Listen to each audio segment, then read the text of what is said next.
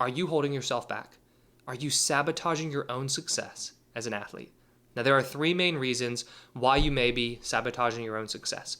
What I'm going to do is go over those three main reasons, and then afterwards, I'll cover a 3-step strategy that you can use to stop sabotaging yourself as an athlete. Now, one of the main kind of characteristics of sabotaging yourself as an athlete is noticing that you are performing really well during practices, or at least way higher than you're performing right now during games. But then when you go out there and you compete, you end up holding yourself back. Something changes out there where you hold yourself back and you are not performing up to the level that you know you can.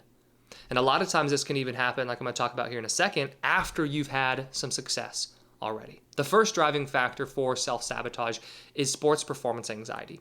Now, sports performance anxiety means that you are extremely worried about what might happen, right? What may or may not happen.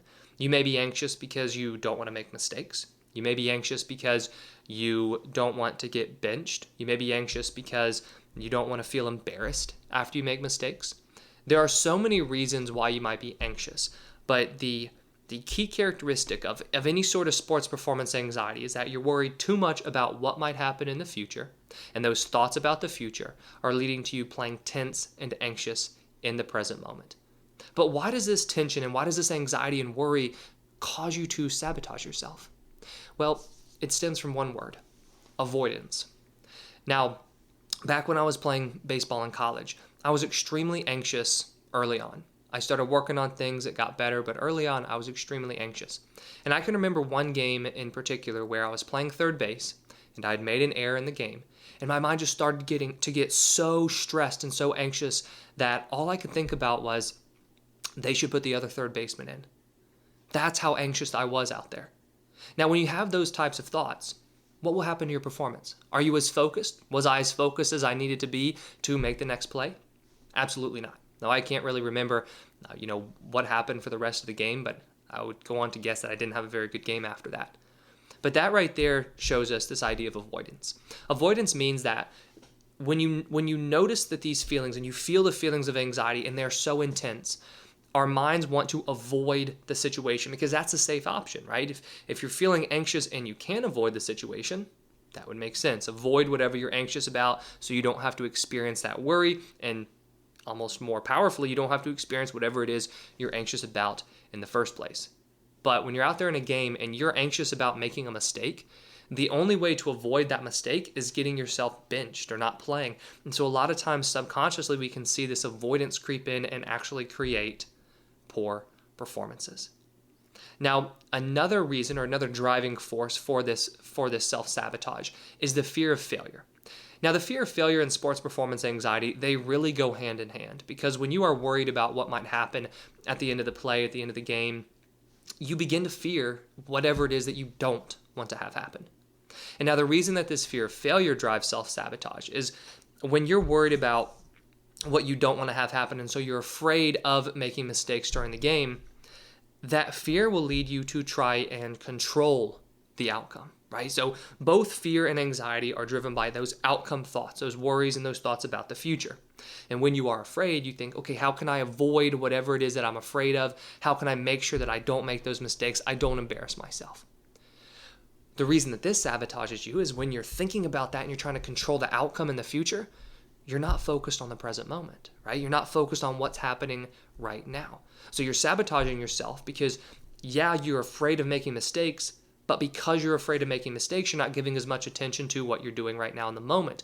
And you're also not playing as freely and confidently in the moment, which that in and of itself will sabotage your performance because you might play more timidly and you might hold yourself back simply because you are afraid of making mistakes. And then the third driving factor for this self-sabotage is the fear of success. Now, this fear of success is an interesting one because it takes a few different forms.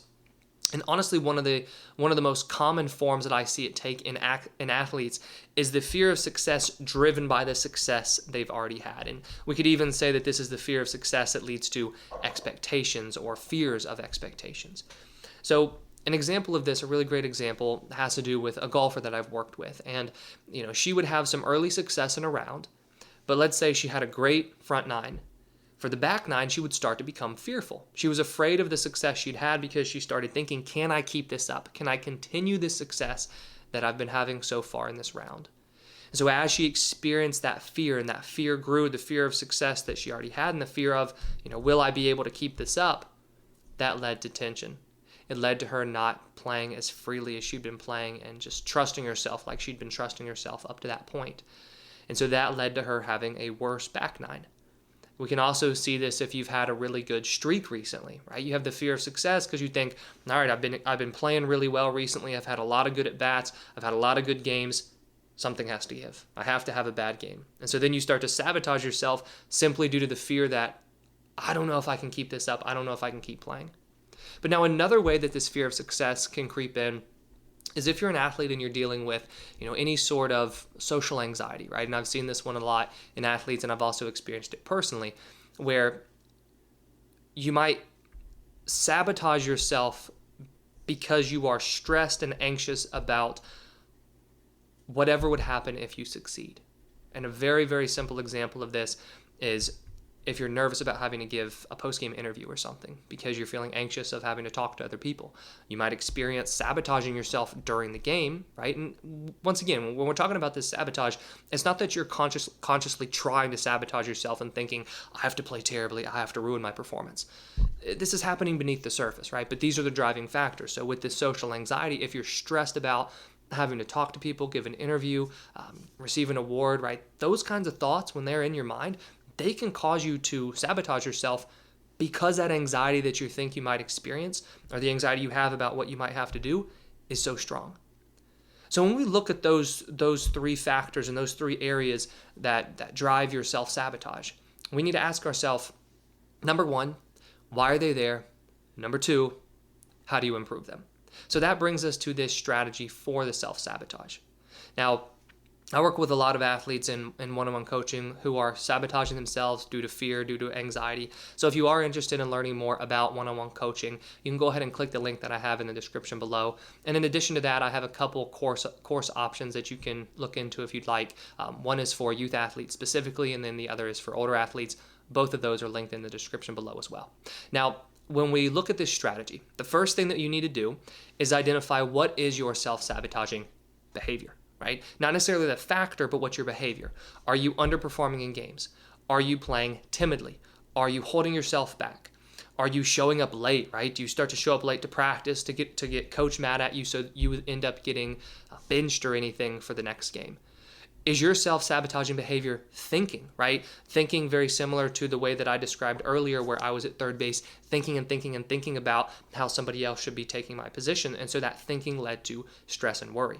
The reason that you want to identify what your self-sabotaging behavior is because when we think of sabotaging ourselves, right, we think, okay, I'm self-sabotaging my performance. It almost is like this vague idea, and it can feel like you have this power outside of yourself that's sabotaging your performance.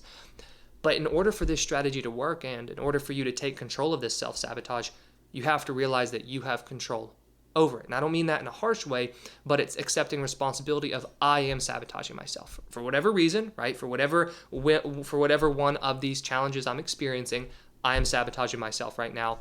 And it helps to be able to identify what is the behavior that really is that self-sabotage. Now, once you identify that, then you want to figure out what's causing that, what's driving that. For example, if you're thinking that you don't want to you don't know if you can keep up the success, so you sabotage yourself, like the golfer example I gave, and you end up playing timidly intense because you've been playing well because of that success. You might say, well, I'm experiencing some fear of success and some fear of can I keep this up, and those expectations lead me to put this pressure on myself, and my game becomes tenser and tenser and tenser, and as the round goes on or as the game goes on or games continue, I end up feeling like I'm playing or walking on a very thin layer of ice and just waiting for it to crack. So identify what is that driving force for yourself. And then the third part of this strategy is you just need to get to work on managing that driving force, managing that factor. So what I've done in the description below is I've put links to a few different videos I've made that go into detail on how you can work on overcoming sports performance anxiety, how you can work on overcoming the fear of failure, and then also how you can handle high expectations. Now, I haven't made a video yet on social anxiety with an athlete, so if that's something that you would be interested in, go ahead and leave a comment below and I will make a video on that. But I made a video on managing these expectations, which I see the most when it comes to this fear of success, when you've been experiencing success and you wonder, can I continue with the success that I've already had? So go ahead and click those links that I've put in the description below to learn more about how you can manage these factors so that you can stop sabotaging yourself and experience the success that you know you can have because you see yourself playing so well in training and practice right now. I hope you enjoyed this video, and if you did, please hit that like button and subscribe if you haven't already. I put out new videos each week on sports psychology and mental training.